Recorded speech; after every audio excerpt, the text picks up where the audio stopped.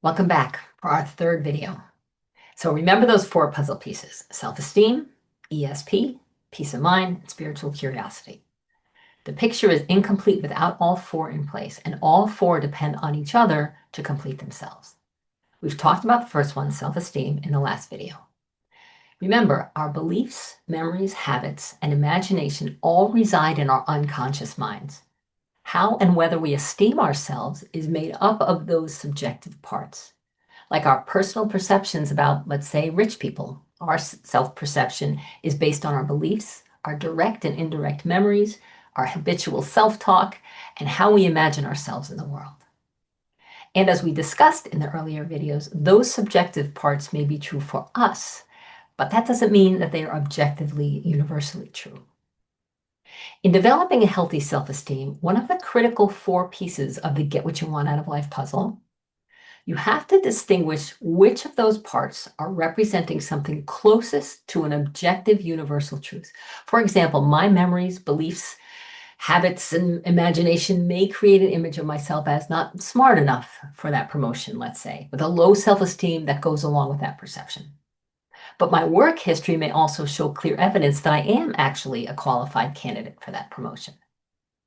The emotional chatter from our subconscious mind, those true, not true comments we play all the time, is also joined by the ongoing mental chatter from our logical mind, which may reinforce our self-perception with real-world evidence. Look, for example, if I don't have the self-esteem that I'm going to get that promotion, my thinking mind may say, yeah, well, look at all the mistakes you've made. You were late to work 3 days. You don't have a college degree, whatever.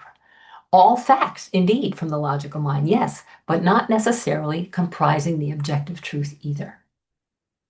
So how do we know which chatter, which voice to listen to? I'll tell you, that'll be your intuition. Your emotional chatter may steer you wrong, cause you to undersell yourself or not go for the brass ring because emotionally, let's say you're sure you'll fail. Your mental chatter may steer you wrong with facts on the negative side of the equation, which it will do if your self-esteem is low. Your intuition, though, that will always tell you the truth. That's why it's so important to distinguish that channel of information from the others. The problem in that distinction is that your intuition, your ESP, is in the same place as all that other subjective stuff, your unconscious mind. We are all so quick to dismiss our sixth sense impressions like, oh, I'm just making that up, because it's side by side with our imagination, the part of our mind that literally makes shit up. Or we let someone talk us out of our impression about something because there's no hard objective evidence of it. It's just a feeling. If you've ever been gaslighted, you know exactly what that feels like. You know exactly what I'm talking about. You begin to doubt yourself on all levels of your mind.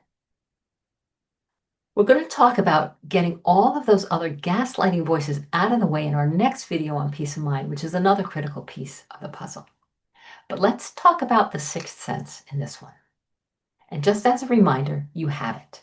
Everyone does. It's tied up in your psychobiological makeup simply because you're a human being. It's our instinctual mind. It tells us about danger in our subjective feeling minds before our rational minds encounter danger in the objective world. Impressions from your intuition, your sixth sense, present to you like this. They pop into your mind out of the blue, unrelated to whatever it is you're already doing or thinking about. You can't dismiss them. They seem to follow you around, nag at you.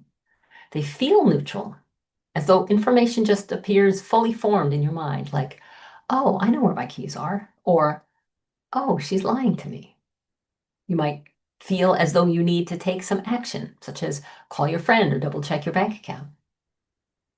Your intuition also is never a source of stress. It will never pressure you or cause you any kind of anxiety or self-doubt. If you feel like you doubt yourself, it's because some other voice, internal or external, is challenging the voice of truth within your ESP. There is a calm, still truth in your intuition. You know that saying, when you know, you know? That's what I'm talking about. Your intuition is part of what it means to be human. The animal part, the part that isn't confused by ego, religion, relationships, family dynamics, just the simple fact of being and staying alive. You can trust that it will never lead you astray. Low self-esteem may. It might discourage you from going for that promotion or asking that beautiful person out. Your ESP is always life affirming, never destructive, because it's part of your life force. So it will never lead you to destruction or bad decision making like some of those other voices may. Think about this yes exercise. Sit quietly, close your eyes, call to mind something you know to be true, that you love your child or your pet, that you're determined to win at something, even something unemotional like what your name is. Call to mind something you know to be true. Sit with that feeling or fact and let it build and build in your imagination. There's no wrong way to do it. It's just a matter of concentrating on that feeling. Now notice a subtle shift in your energy somewhere in your body. Continue to concentrate on your truth. And while also noticing the body sensation, associate them together by saying to yourself, this feeling is my signal for truth, for yes, for positive. During the day, practice this yes on low stakes decisions in order to build up a cushion of small wins. This will help you build trust in your own truthful inner mind and give you a North Star to follow when all the other voices confuse you. And as your confidence in your ESP grows, so will your self-esteem, which will increase your intuitive fluency even further. Keep an intuition journal. Write down your non-logical feelings about things. Write down short-term predictions about the next week in our country or a particular stock to rise and fall. Get familiar with the subtle way that your intuition informs you. Meditate if you can do that, or simply stare off to space and daydream. For me, that relaxed, loosey-goosey state of mind seems to open doors of all kinds of information. Intuitive work is fun. I can't tell you the delight I feel every time I want to say, I don't always say it, but I want to say, I knew that was going to happen. Challenge yourself to pay attention to what feels right about a decision, not just what is obviously right on paper. Your intuition may be a much quieter voice than those old limiting beliefs that have been playing in your head for, I don't know, 30 years.